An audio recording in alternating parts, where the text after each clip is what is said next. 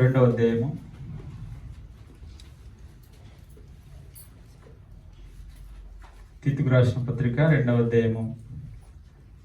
11వ వచనాన్ని మనం చదువుకుంటాం.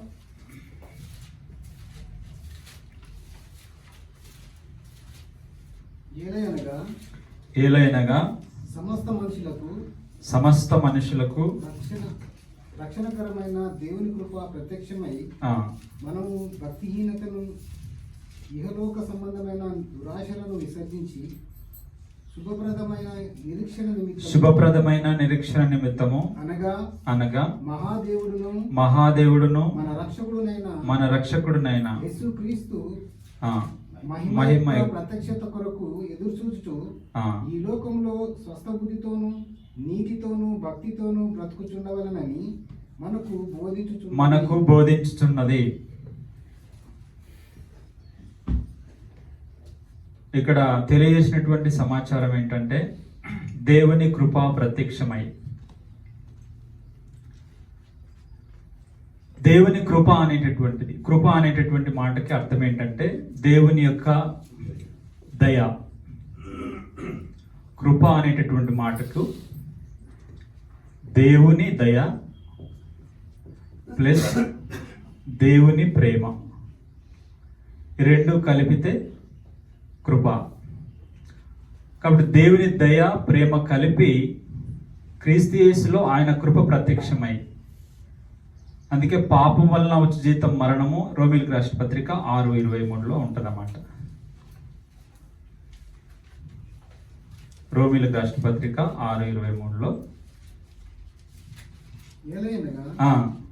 పాపం వలన వచ్చు జీతము మరణం, అయితే దేవుని కృపావరము మన ప్రభువైన యేసుక్రీస్తునందు నిత్యము. దేవుని కృప ప్రత్యక్షమై ఏం తెలియజేస్తుంది మనుషులకి? ఏం తెలియజేసిందంటే 3 విషయాలు తెలియజేసింది. ఒకటి ఏంటంటే స్వస్థ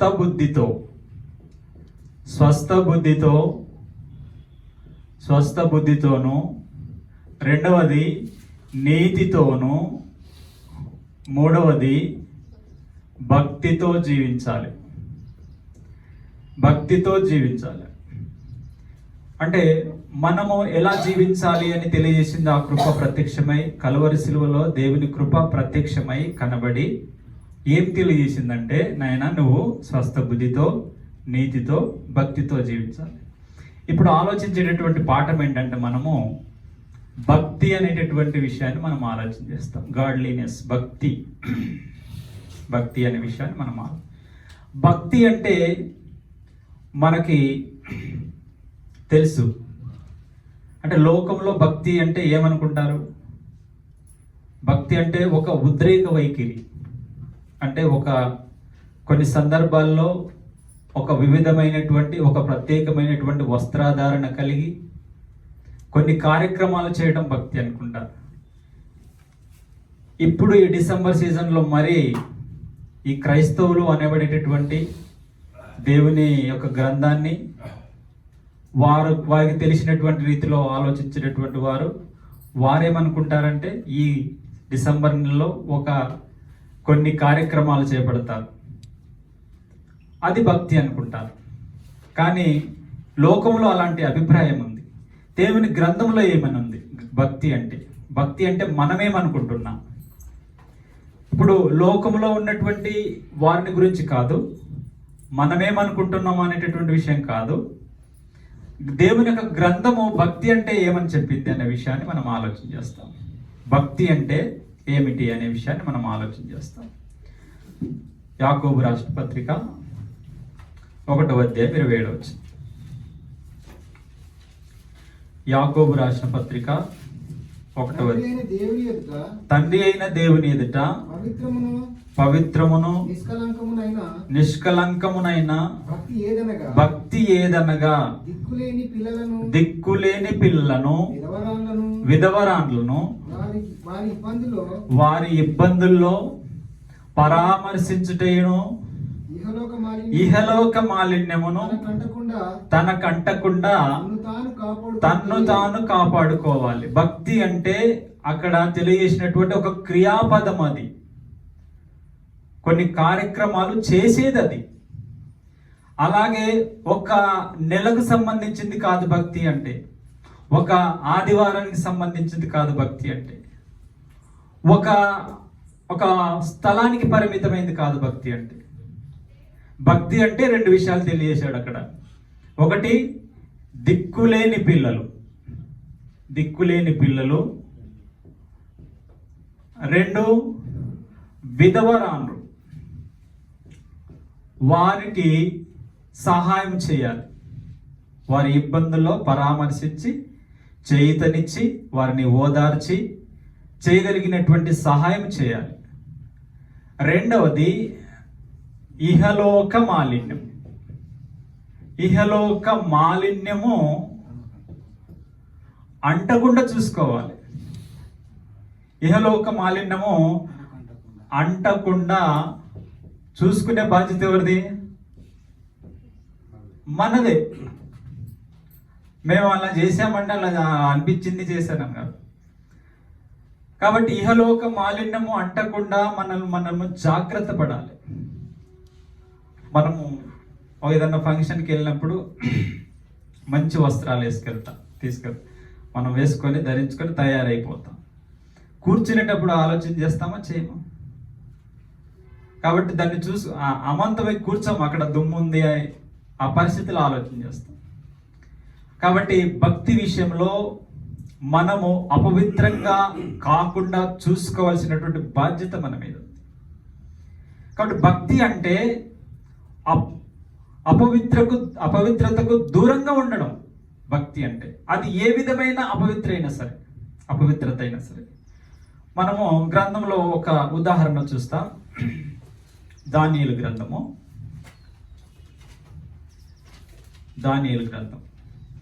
1వ అధ్యాయము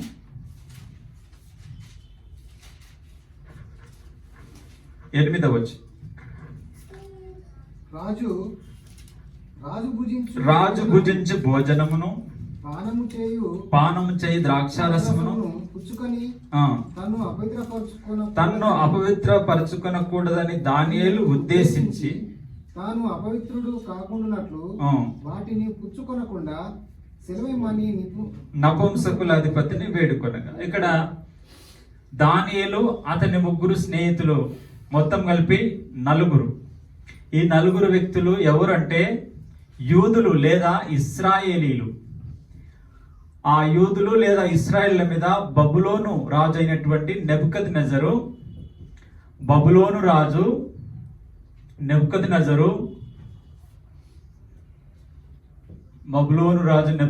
ఏం చేశాడంటే 606 క్రీస్తుకు పూర్వము యూదుల మీద దండయాత్ర చేసి వారిని చెర తీసుకొని పోయాడు. అంటే యూదులు బబులోను రాజు క్రింద వాళ్ళు బానిసలుగా ఉన్నారు. అప్పుడు ఈ రాజు ఏం చేశాడంటే ఒక నోటిఫికేషన్ జారీ చేశాడు. ఏంటంటే, మన రాజ్యంలో ఉన్నటువంటి ఈ చెరపట్టబడినటువంటి యూదులైనా సరే నా యొక్క క్యాబినెట్లో మంచి నాణ్యత కలిగినటువంటి వారిని, విద్యావంతులను వారిని సెలెక్ట్ చేయండి అనేటటువంటి విషయాన్ని జారీ చేసినప్పుడు యూదుల్లో నుంచి కొంతమంది సెలెక్ట్ అయ్యారు. అందులో దానియేలు ఉన్నాడు, షడ్రక్, మేషక్, అబేద్నెగో, ఈ 4 ఉన్నారు. అప్పుడు సెలెక్ట్ అయినటువంటి వారికి రాజు తన స్థాయికి తగ్గటువంటి ఆహార నియమాలు ఏర్పాటు చేశాడు. వారికి ఒక ప్రత్యేకమైనటువంటి ఆహారము, ప్రత్యేకమైనటువంటి నివాసము, వారికి అన్ని సౌకర్యాలు కల్పించాడు. అప్పుడు ఒకవేళ ఈ ట్రైనింగ్ పీరియడ్లో వారు గనక వారి శరీరంలో ఏదైనా లోపము కానీ, వారు నీరసించినట్టు కానీ, వారి ఏదైనా లోపము కనిపిస్తే నపుంసకుల అధిపతిని, అంటే వారిని ఎవరైతే వారు కాంట్రాక్ట్ తీసుకొని వారిని నడిపిస్తున్నారో వారికి శిక్ష విధిస్తాడు. అప్పుడు ఒకవేళ ఆ సందర్భంలో మనమే ఉన్నామనుకోండి, అది ఒక అదృష్టమైనటువంటి రీతిగా ఆలోచన చేస్తాం. ఒక రాజ్యానికి రాజు తను భుజించేటటువంటి భోజనం మనకి అదృష్టం దొరికింది అనుకుంటాం. కానీ దానియేలు ఏం ఆలోచించాడంటే, అది కరెక్టే నా భోజనం అంటే. నేను ఇక్కడ ఆలోచింపవలసినటువంటి విషయం ఏంటంటే, ఒక భక్తిపరుడు ఒక భక్తి కలిగిన వాడు తినే విషయాలకు కూడా ఆలోచన చేయాలి. భక్తి అంటే అంత గొప్పది.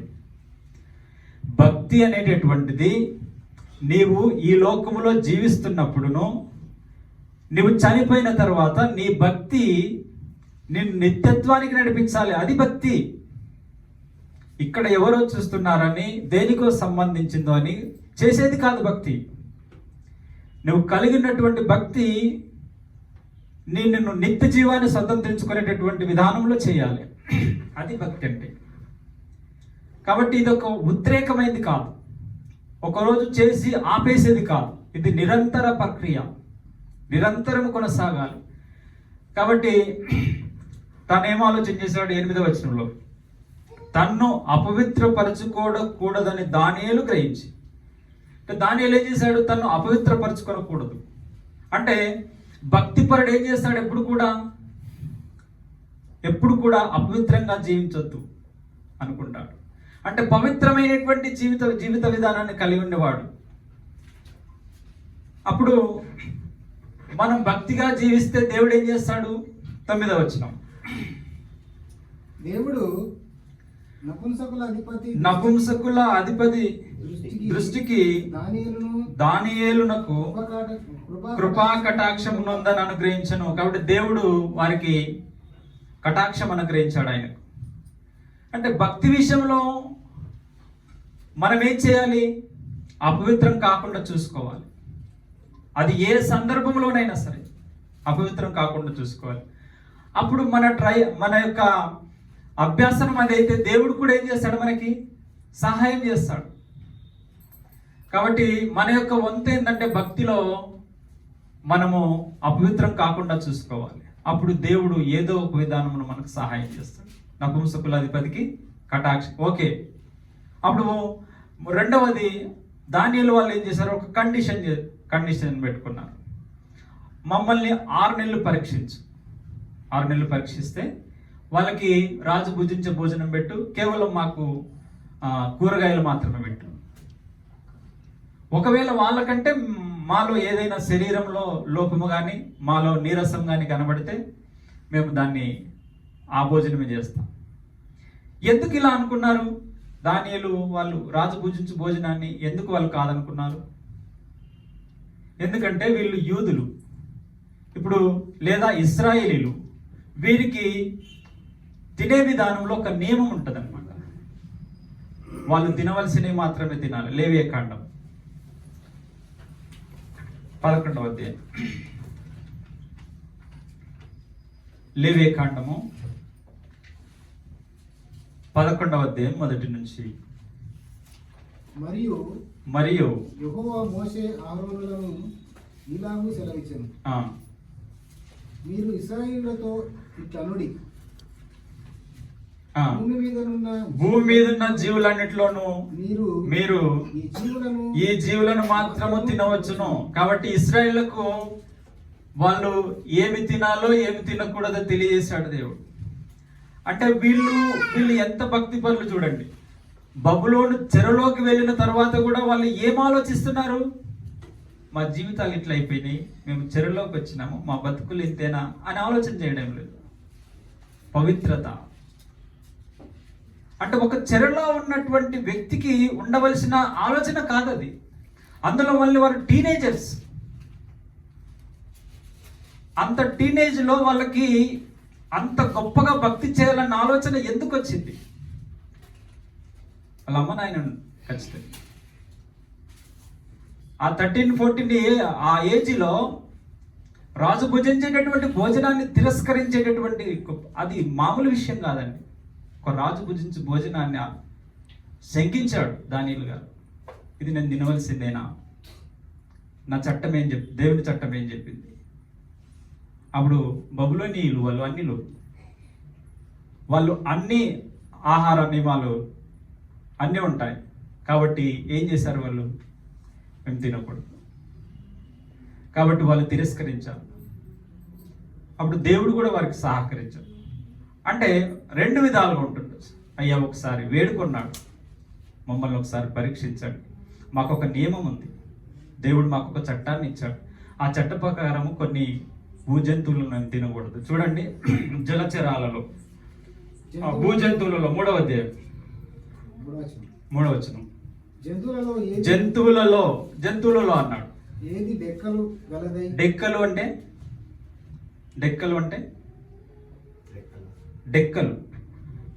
డెక్కలు అంటే మనకి జంతువులకి ఇట్లుంటాయి చూడండి, రెండు ఉంటాయి. ఇక్కడ డెక్కలు అంటే అవి కాదు, గెట్కిలు అంటారు. అవి మాత్రం తినాలన్నమాట. ఇట్లుంటాయి చూడండి మీరు, ఎద్దులకి ఆవులకి ఇవి ఉండాలి. రెండవది నెమరు వేయాలి. అలాంటి డెక్కలు ఉండాలి, అవి మాత్రం తినాలి. చూడండి 3వ వచనంలో, జంతువులలో ఏది డెక్కలు గలదై నెమరు వేయినో దాన్ని తినవచ్చు. ఇక ఆ లిస్ట్ ఉంది, మనం తర్వాత 9వ వచనం, జలచరములన్నిటిలో వీటిని తినవచ్చు. సముద్రంలోనేమి, నదులలోనేమి, ఏ నీళ్ళలోనేమి వేటికి రెక్కలు పొలుసులు ఉండున్న వాటిని తినవచ్చు. 11వ వచనం, పక్షులన్నిటిలో వీటిని ఏయములుగా ఎంచవలెను. 29వ వచనం 11-29, నేల మీద ప్రాకు జీవరాశుల్లో మీకు అపవిత్రమైనవి ఏవనగా, అంటే పవిత్రము అపవిత్రము అనేటటువంటి ఒక లిస్టు ఈ లేవియకాండము 11వ అధ్యాయానికి నేనేం పేరు పెడతానంటే ఇశ్రాయేలుల యొక్క మెను. వాళ్ళు ఏం తినాలో ఏం తినకూడదు చెప్పాడు. కాబట్టి బబులోని చెరలోకి వెళ్ళిన తర్వాత వాళ్ళు ఏం ఆలోచించారంటే తినే తిండి విషయంలో ఆలోచన చేశారు. ఒక భక్తిపరుడు కేవలము పెద్ద పొరపాట్లు చేస్తేనే పొరపాటుగా భావించాడండి. ఒక తిండి విషయంలో కూడా ఆలోచన చేస్తున్నారు.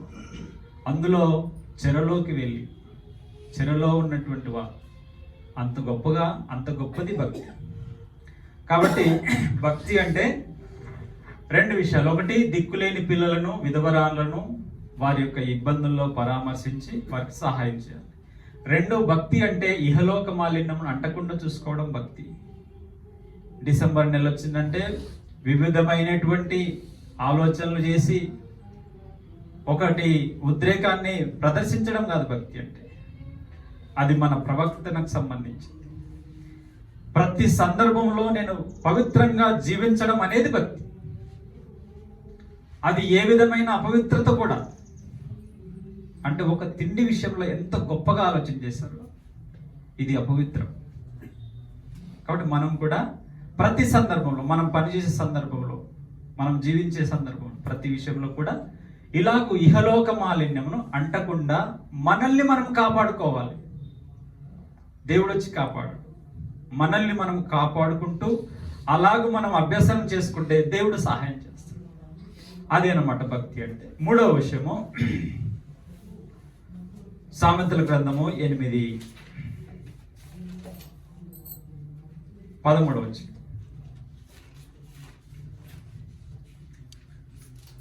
సామెతల గ్రంథము 8వ అధ్యాయము 13.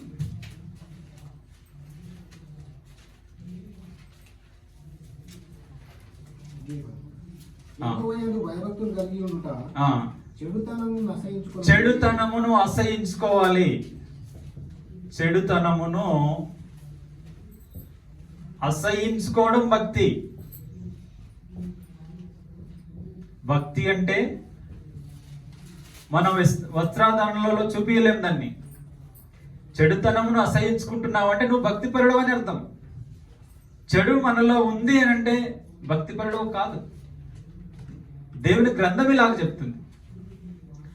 అలాగే మనుషులు నిన్ను యాక్సెప్ట్ చేయొచ్చు, మనుషుల్లో ఉన్నటువంటి ఆలోచన విధానం వేరు, కానీ దేవుని గ్రంథము, దేవుడు చెప్పేటటువంటి విధానం వేరు. భక్తి అంటే నువ్వేమనుకుంటున్నావో మనకు తెలియదు, ఎవరు ఏమనుకుంటున్నారో తెలియదు, కానీ భక్తి అంటే దేవుని యొక్క గ్రంథము లేదా దేవుడు ఏం సెలవిస్తుంది అంటే చెడుతనాన్ని అసహించుకోవాలి. నేను భక్తి పరుడనని చెప్పుకునేటటువంటి వాడు అపవిత్రం కాకుండా ఇహలోక మాలిన్యం అంటకుండా చూసుకోవాలి.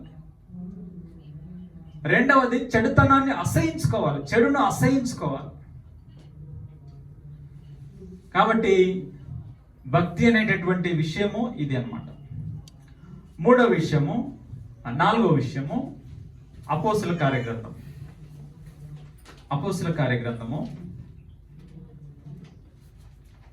10వ అధ్యాయము 4వ వచనం మొదటి నుంచి చదువుకుంటాం. 10వ అధ్యాయం మొదటి నుంచి కొన్ని వచనాలు చదువు.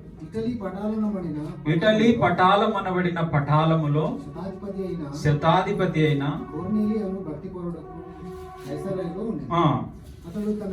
అతడు తన ఇంటి వారందరితో కూడా దేవుని యందు భయభక్తులు కలిగిన వాడైండి ప్రజలకు బహు ధర్మం చేయుచు ఎల్లప్పుడూ దేవునికి ప్రార్థన చేయవాడు. భక్తి పరుడుకు ఉండేటటువంటి భక్తి అనేటటువంటి విషయాన్ని మనం ఆలోచించేసినప్పుడు, భక్తిపరుడు ప్రార్థనా పరుడై ఉండాలి, ప్రార్థన చేయువాడై ఉండాలి. ప్రార్థన చేయవాడు భక్తిపరుడు. కాబట్టి మనకి కొన్ని వ్యాధులకు కొన్ని లక్షణాలు ఉంటాయి. కరోనా ఉందనుకోండి, కొన్ని లక్షణాలు ఉంటాయి. మనకి కొన్ని తెలుసు కదా. కాబట్టి భక్తిపరునికి ఈ సిమ్టమ్స్ ఉంటాయి, లక్షణాలు ఉంటాయి. చెడును అసహించుకుంటూ ఉంటాడు, ప్రార్థన చేయవాడు. ఈ అపోస్తుల కార్యగ్రంథము ఈ యొక్క సందర్భంలో చెప్పబడినటువంటి ఈ యొక్క కొర్నేలి గారు ఒక ఆర్డినరీ పర్సన్ కాదండి. అతడు రోమా సైనికుల ఆఫీసర్, సోల్జర్ కూడా కాదు. కాబట్టి రోమా సైనికులు చాలా గొప్పగా, రోమా ప్రభుత్వాన్ని దేవుడు ఇనుపదండంతో పోల్చాడు. అంటే కఠినమైనటువంటి వాళ్ళు. అంతటి వారిలో కూడా ఈయన ఒక ఆఫీసర్ మళ్ళీ. కానీ ఆయన ఏం చేస్తున్నాడు? భక్తిపరుడు, ప్రార్థన చేస్తున్నాడు. కాబట్టి మనం ప్రార్థన చేసేటప్పుడు కొన్ని సందర్భాలలో మన ఆత్మీయత అనేటటువంటిది కనబడుతూ ఉంటుంది. కాబట్టి ప్రార్థన చాలా ప్రాముఖ్యమైనటువంటి, ప్రతి సందర్భంలో ప్రార్థన చేయాలి. ఆయన ఆఫీసర్, అందులో ప్రత్యేకించి రోమా సైన్యంలో ఆఫీసర్. ఆ గొప్ప వ్యక్తి, అన్ని బాధ్యతలు కలిగినటువంటి వ్యక్తి ఏం చేస్తున్నాడు? ప్రార్థన చేస్తున్నాడు. కాబట్టి ప్రార్థన గురించి ఒక మాట ఏంటంటే, ప్రార్థన చేసేవాడు పాపం చేయడంట, పాపం చేసేవాడు ప్రార్థన చేయడు. కాబట్టి మనము ఎల్లప్పుడూ ప్రార్థన చేసే వారంగా ఉండాలి. ప్రార్థన దేవునితో మనము మన యొక్క మనవులను విన్నవించుకోవటం. ఒక ప్రార్థన దేవునితో సంభాషించేటటువంటి అవకాశాన్ని కలిగిస్తున్నది. ప్రార్థన అంటే అంత గొప్పది. ఎక్కడో మనకు భౌతిక నేత్రాలకు అదృశ్యమైన వాడు దేవుడు. అలాంటి ఆయనతో, ఈ భూమి ఆకాశాలను సృజించినటువంటి ఆయనతో మనము మాట్లాడడం అనేటటువంటిది ఒక ప్రార్థన ద్వారా మాత్రమే. అంత గొప్పది ప్రార్థన. కాబట్టి మనము ప్రార్థన చేయాలి. కాబట్టి భక్తి అంటే అది ఒక సందర్భంలో, కొంత సమయంలో ప్రదర్శించేది కాదు. భక్తి అంటే అది ప్రార్థనతో ముడివేయబడింది. చెడుతనాన్ని అసహించుకునేది భక్తి అంటే. ఇహలోక మాలిన్యం అంటకుండా చూసుకుంటూ ఉండేది భక్తి అంటే. అలాగే అపోస్తుల కార్యగ్రంథము మరొక 5వ విషయాన్ని మనం ఆలోచన చేస్తాం.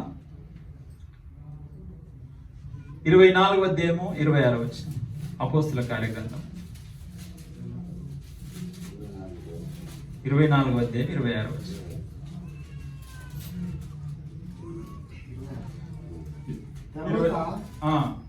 పౌలు వలన తనకు ద్రవ్యం దొరుకునని ఆశించి మాటి మాటికి అతనిని పిలిపించి అతనితో సంభాషణ చేయుచుండెను.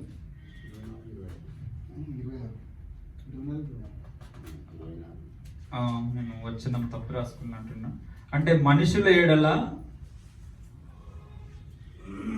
మనసాక్షిని నిర్దోషంగా ఉంచుకోవడం అన్నమాట.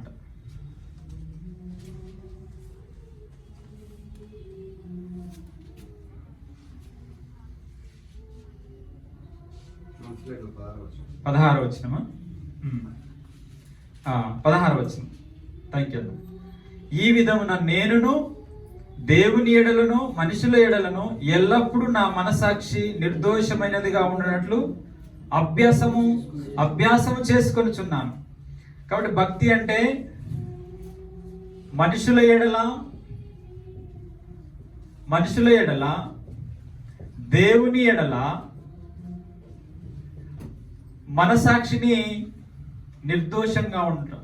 అంటే మనలో ఉన్నటువంటి సహోదరునికి ఏదైనా మనము జీవించేటటువంటి క్రమంలో ఒక వ్యక్తికి మనము ఆయాసాన్ని కలిగిస్తే క్షమాపణ అడగడం.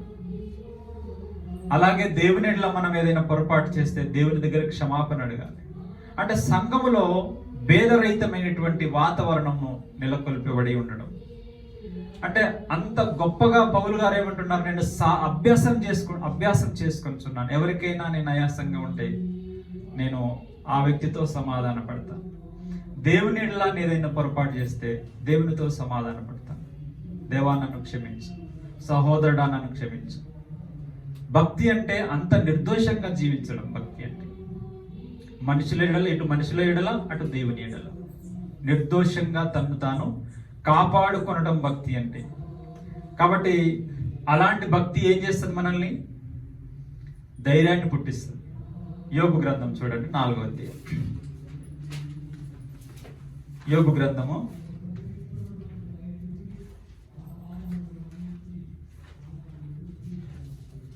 4వ అధ్యాయము 6వ వచనం అనుకుంటాను. నీ భక్తి నీకు ధైర్యం పుట్టింపదా. కాబట్టి భక్తి అనేటటువంటిది మనకు ధైర్యాన్ని ఇవ్వాలి. ఏ సందర్భంలో? మనము ప్రతికూల పరిస్థితుల్లో జీవిస్తున్నప్పుడు మన భక్తి మనకు ధైర్యాన్ని ఇవ్వాలి. మనం ఎప్పుడైతే దేవుని ఎడల మనుషుల్లో నిర్దోషంగా జీవిస్తున్నామో ఆ భక్తి మనకు ఏం చేస్తుంది? ధైర్యాన్ని పుట్టిస్తుంది.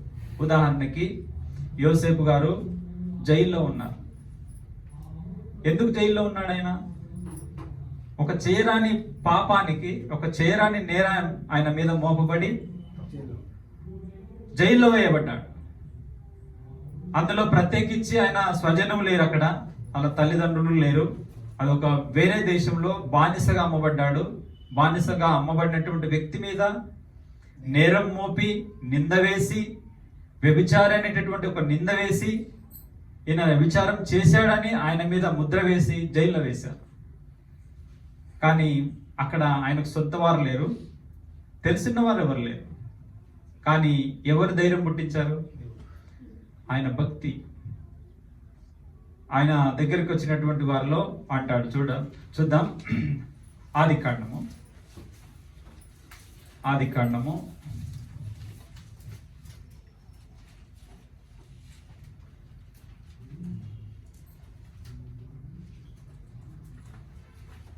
40వ అధ్యాయం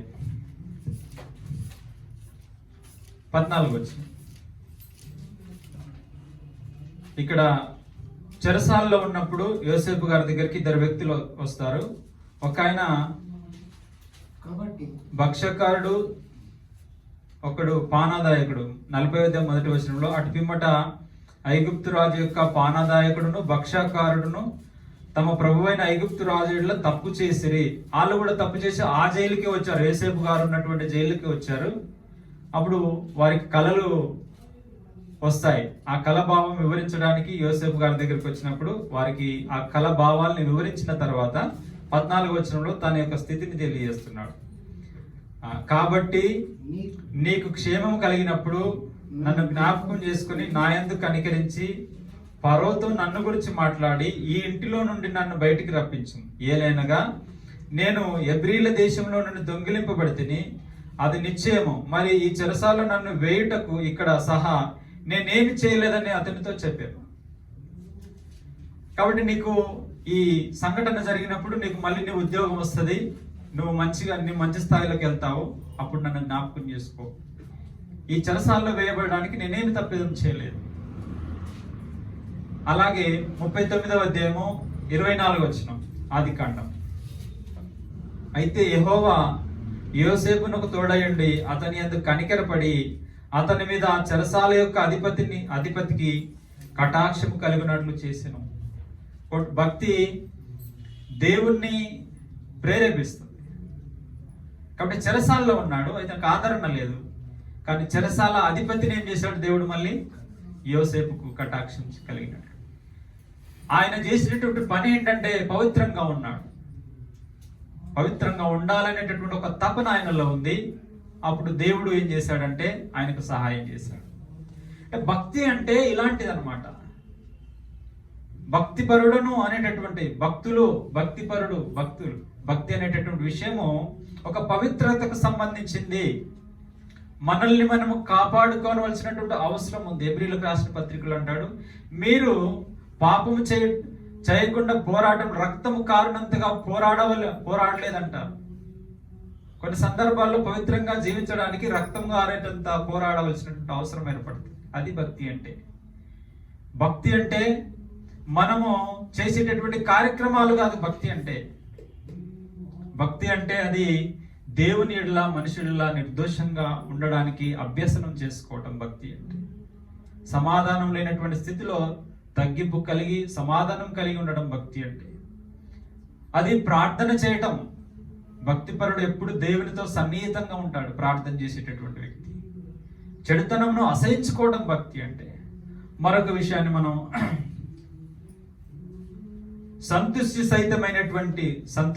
సంతృప్తిగా జీవించడం. తిమోతికి రాసినటువంటి మొదటి పత్రిక 6వ అధ్యాయం.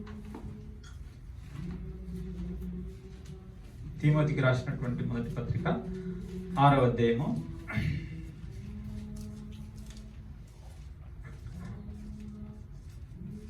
11వ వచనం. దైవజనుడా నీవైతే వీటిని విసర్జించంటే ముందు చెప్పబడినటువంటి విషయాలు విసర్జించి నీతిని, భక్తిని, విశ్వాసమును, ప్రేమను, ఓర్పును, సాత్వికమును సంపాదించుకొనుటకు ప్రయాసపడుము.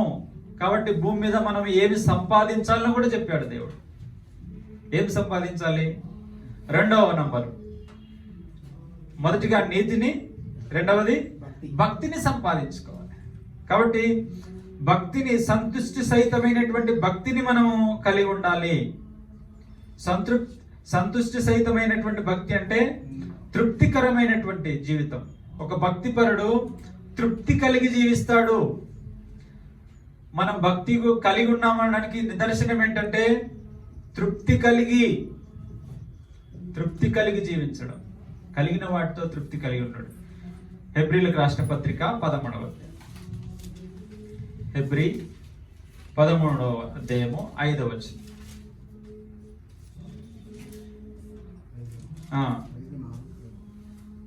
13వ అధ్యాయము 5వ వచనం. హెబ్రీలకు రాసిన పత్రిక. ధనాపేక్ష లేని వారై మీకు కలిగిన వాటితో తృప్తి పొంది ఉండుడి. కాబట్టి భక్తిపరుడు తృప్తి కలిగి ఉంటాడు. ఆదికాండము 28వ అధ్యాయం.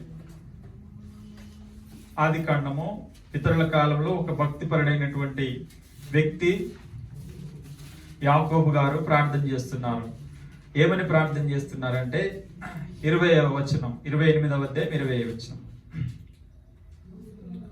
అప్పుడు యాకోబు నేను తిరిగి నా తండ్రి ఇంటికి క్షేమముగా వచ్చినట్లు దేవుడు నాకు తోడై ఉండి నేను వెలుచున్న ఈ మార్గములో నన్ను కాపాడి తినుటకు ఆహారమును ధరించుకొనుటకు వస్త్రములను నాకు దయచేసిన యెడల యెహోవా నాకు దేవుడై ఉండును. కాబట్టి తినుటకు ఆహారము, ధరించుకొనుటకు వస్త్రములు కలిగి ఉంటాడు. తృప్తి కలిగి ఉండాలి. కాబట్టి భక్తిపరుడు తృప్తి కలిగి ఉండాలి. మరి ఎక్కువగా ధనం ఇస్తే వద్దంటే దేవుడు ఇస్తే పొందుకోవాలి, తప్పేం కాదు. కానీ వాటి కొరకు దేవుణ్ణి వదిలిపెట్టకూడదు, మీ తృప్తిని వదిలిపెట్టకూడదు. నీకు దేవుడిచ్చినటువంటి స్థాయిలో నువ్వు ఆనందించగలగడము తృప్తి. అది ఆ తృప్తి ఎవరు కలిగి ఉంటారంటే భక్తిపరుడు కలిగి ఉంటాడు. కాబట్టి దీనికోసము దేవుణ్ణి వదిలిపెట్టడము అది కరెక్ట్ కాదు. కాబట్టి మనం భక్తిపరులం అనడానికి మనలో ఉన్నటువంటి ఆ లక్షణాలు ఏంటంటే కలిగిన వాటితో తృప్తి కలిగి ఉండాలి. నీకు ఏది కలిగితే అది. పేద స్థాయి కలిగి ఉందా, దానిలో తృప్తి కలిగి ఉండాలి. దేవుడు నిన్ను హెచ్చించాడా, దాన్ని బట్టి నువ్వు తృప్తి కలిగి ఉండాలి. కాబట్టి మనం ఏ స్థాయిలో ఉన్నా, ఏ స్థితిలో ఉన్నా, యాకోబు గారు అంటున్నారు, దేవా నేను తిరిగి వచ్చినప్పుడు నాకు తినటకు ఆహారము, ధరించుకోవడానికి వస్త్రాలు. కానీ క్రైస్తవులకు అవి దేవుడు వాగ్దానం చేసిండు. అంటే ఇస్తానని చెప్పేశాడు, అవి మీకు ఉంటాయని చెప్పాడు. మత్తయి సువార్త యేసుక్రీస్తు ప్రభువు వారు తెలియజేశాడు. చూడండి 6వ అధ్యాయం. దేవుని పిల్లలకు అవి వాగ్దానం చేయబడ్డాయి. అవి వాటి గురించి వేడుకోవద్దని అర్థం. అవి నీకు ఆల్రెడీ నీకు ఇస్తానని చెప్పాడు దేవుడు. నువ్వేం చేయాలి? దేవుని యొక్క రాజ్యాన్ని, నీతిని వెతకాలని చెప్పేశాడు. 6వ అధ్యాయము మత్తయి సువార్త.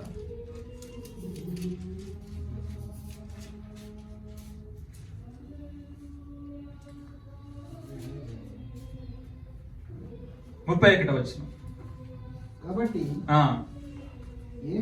ఏమి తిందుమో, ఏమి త్రాగుదుమో, ఏమి ధరించుకుందుమో అని చింతింపకూడి, అన్యజనులు వీటన్ని విచారింతురు. ఇవన్నీ మీకు కావాలని మీ పరలోకపు తండ్రికి తెలియను. కాబట్టి మీరు ఆయన రాజ్యము, నీతిని వెతుకుడి, అప్పుడు అవన్నీ మీకు అనుగ్రహిస్తారు. కాబట్టి క్రైస్తవులుగా, దేవుని పిల్లలుగా మనకు వాగ్దానం చేయబడ్డాయి. కాబట్టి దేవుని మనం భక్తిపరులం, భక్తిగా జీవించాలి. భక్తిగా జీవించేటటువంటి వ్యక్తి యొక్క లక్షణం ఏంటంటే కలిగిన వాటితో తృప్తి కలిగి ఉండాలి. కాబట్టి మనిషి ఎడల, దేవుని ఎడల మంచి మనస్సాక్షి కలిగి ఉండడానికి అభ్యాసనం చేసుకోవాలంట. అంటే ఎక్సర్సైజ్ చేయాలి, అభ్యాసనం చేసుకోవాలి. కాబట్టి మనము ఆ విధంగా జీవిస్తూ ముందుకు సాగాలి. చివరిగా భక్తి పరునికి ఉండేటటువంటి లక్షణాల్లో మరొకటి ఏంటంటే చివరిగా 50వ కీర్తన 16వ వచనం. 50వ కీర్తన 16వ వచనం. 7వ విషయాన్ని తీసుకొని మనం భక్తిహీనులతో దేవుడు ఇట్లు సెలవిచ్చుచున్నాడు, నా కట్టడలు వివరించుటకు నీకేమి పని, నా నిబంధన నీ నోట వచించదవేళ. దిద్దుబాటు నీకు అసహ్యం కదా, 17వ వచనం మొదటి భాగంలో. కాబట్టి 50వ కీర్తన 17వ వచనంలో భక్తిపరుడు దిద్దుబాటును ఏం చేయాలి? దిద్దుబాటును మనం ప్రేమించాలి. భక్తిహీనుడు ఏం చేస్తాడు? దిద్దుబాటును అసహించుకుంటాడు. భక్తిపరుడు ఏం చేస్తాడు? దిద్దుబాటును ప్రేమిస్తాడు. సామెతల గ్రంథంలో నిజమైన స్నేహితుడు గాయము రేపుతాడంట. గాయం అంటే ఉన్నది ఉన్నట్టు మాట్లాడితే కొద్దిగా గాయం అవుతుంది. కానీ పగవాడు ఏం చేస్తాడంట? లెక్కలేనని ముద్దులు పెడతాడంట. కాబట్టి దేవుని గ్రంథం ఏం చెప్పిందంటే దిద్దుబాటును మనం ప్రేమించాలి. మనల్ని దిద్దుకోవాలని ఎవరైనా మనకు సలహా ఇచ్చినప్పుడు దాన్ని ప్రేమించాలి. అది భక్తి పరునుకునేటటువంటి లక్షణం. అలాగూ ఇశ్రాయేలు చరిత్రలో దావీదు గారు మహా గొప్ప వ్యక్తి. ఇశ్రాయేలు కొన్ని పేర్లు వినగానే వాళ్ళు గర్వపడతారు. అబ్రహాము, ఇస్సాకు, యాకోబు, దావీదు, మోషే ఇలాంటి పేర్లు విన్నప్పుడు వాళ్ళు గర్వపడతారు. ఆ గర్వపడ్డటువంటి వారిలో దావీదు మహా గొప్ప రాజు. ఆయన ఒకసారి పొరపాటు చేస్తాడు. ఒక ప్రవక్త వెళ్ళి, నాతాను గారు వెళ్ళి, ఆయన నువ్వు చేసింది పొరపాటు అన్నప్పుడు, ఆయన రాజు కదా, ఆజ్ఞాపిస్తే ఆయన చంపేస్తారు వాస్తవానికి నాతాను గారిని. కానీ ఆయన ఎంతో తగ్గింపు కలిగి నేను చేసింది పొరపాటు అని తెలియజేసి తన తప్పును దిద్దుకున్నాడు. కాబట్టి మనము క్రైస్తవ జీవితంలో దేవుని పిల్లలుగా జీవిస్తున్నటువంటి మనము భక్తి కలిగి జీవించాలి. భక్తి అంటే మనం పండుగల్ని ఆచరించడము ఇలాంటివి కాదు. భక్తి అంటే క్రియలకు సంబంధించినటువంటివి. కాబట్టి మనము దిద్దుబాటును ప్రేమించుకో మనల్ని మనం ఎప్పుడు కూడా దిద్దుబాటు చేసుకుంటూ ఉండాలి. అందుకే మనము గత వారంలో దైవ స్వభావంలో పాలువారుగా ఉండేటటువంటి మనము కూడా మనం ఏం చేయాలి? ఎప్పుడు కూడా మనల్ని మనం రూపుదిద్దుకోవాలి. మన ముందు క్రీస్తు ప్రభు యొక్క స్వారూప్యము, ఆయన యొక్క సమానమైనటువంటి సంపూర్ణత సాధించాలి. కాబట్టి మనం ఎప్పుడు కూడా దిద్దుబాటును ప్రేమించాలి. మనల్ని మనం దిద్దుకుంటూ ఉండాలి, వాక్యానికి అనుకూలంగా మనం దిద్దుకోవాలి. అయితే చాలా మంది వాక్యాన్ని వాళ్ళ వైపు మలుచుకుంటారు. మనము వాక్యం వైపు మళ్ళాలండి, వాక్యం మన వైపు మలుచుకోకూడదు. లోకంలో చాలా మంది వాక్యాన్ని వాళ్ళ వైపు మలుచుకుంటారు. మనం ఎప్పుడు కూడా మనం వాక్యం వైపు మళ్ళాలి. మనం ఎప్పుడే అలా చేస్తేనే మనం దిద్దుబాటును ప్రేమించేటటువంటి వారంగా ఉంటాం. కాబట్టి మనమందరం కూడా ఈ విషయాలను గ్రహించి మనము లోకములో దేవుని యొక్క కృప ప్రత్యక్షమై మనకు ఏం చెప్పిందంటే ఇలా బ్రతుకు, నీతితో, స్వస్థ బుద్ధితో, భక్తితో బ్రతకాలి. భక్తి అంటే ఒక ప్రదర్శనకు సంబంధించింది కాదది, ఒక సమయంలో ప్రదర్శించేది కాదది. భక్తి అంటే ఇలాంటి క్రియలకు సంబంధించింది. ఇహలోక మాలిన్యంను అడ్డకుండా చూసుకోవాలి, అది భక్తి అంటే. కాబట్టి ఆ అంటకుండా చూసుకునేటటువంటి క్రమంలో అది ఎక్కడైనాను కావచ్చు, చెరలోనైనా సరే, నువ్వు ఎక్కడ ఏ స్థాయిలో ఎక్కడ నువ్వు జీవించేటటువంటి ప్రదేశంలో ఎక్కడైనా సరే ఇహలోక మాలిన్యం అంటకుండా చూసుకోవాలి.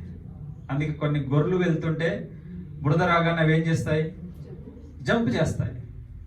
కానీ కొన్ని చాతగానే ఏం చేస్తాయి? బురదలో పడిపోతాయి. కాబట్టి ఆ పడేటటువంటి క్రమంలో దేవుడు ఏం చేస్తాడంటే మన యొక్క మనసు తెలుసు ఆయన తిరిగి కడిగి శుద్ధీకరించడానికి మనం ఆరాధనలో చేసేటటువంటి కార్యక్రమమే అది అన్నమాట. ప్రభు వల్లలో పాల్పొందడం, మనకు దేవుడు అవకాశాన్ని ఇచ్చాడు. కాబట్టి దేవుడు అవకాశం ఇస్తుంది కాబట్టి మనం ఇంకా చేయాలని కాదు దాని ఉద్దేశం. మనం ఇహలోక మాలిన్యం అంటకుండా చూసుకొని క్రీస్తు ప్రభులాగా ఎదిగేటటువంటి ప్రయత్నం చేస్తున్నాము. ఆ చేసేటటువంటి క్రమంలో కొన్నిసార్లు పడిపోయే అవకాశం ఉంటుంది. అప్పుడు దేవుడు ఏం చేస్తాడంటే మనల్ని మళ్ళీ తిరిగి పుంజుకోవడానికి అవకాశాలు ఇస్తున్నాడు. కాబట్టి మన యొక్క ఉద్దేశం ఏమై ఉండాలంటే ఇహలోక మాలిన్యం అంటకుండా చూసుకోవాలి. అలాగూ ఈ క్రమంలో చెప్పబడినటువంటి విషయాలన్నీ కూడా మన యొక్క జీవితంలో అలవర్చుకొని అలాగ జీవించి మనము భూమి మీద భక్తిపరులుగా జీవించాలని మరొకసారి మీకు విషయాలు తెలియజేసుకుంటూ, శ్రద్ధగా విన్నందుకు మీకు అందరికీ వందనాలు తెలియజేసుకుంటూ ముగిస్తున్నాను. శ్రద్ధగా విన్నందుకు మీకు అందరికీ వందనాలు.